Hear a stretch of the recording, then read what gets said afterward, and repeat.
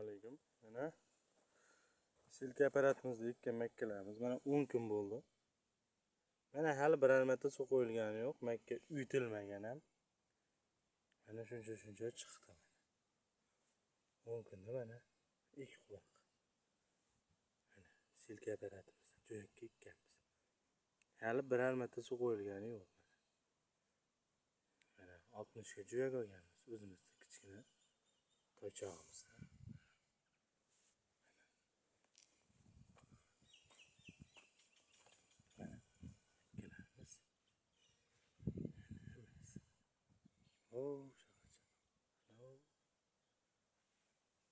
Endi suv qo'yamiz, xudo xohlasa.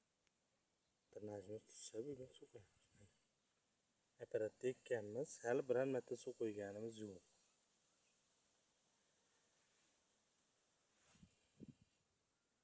Yettalik motovlokda haydov bo'lgan, jo'yak olganmiz mana 60 ga.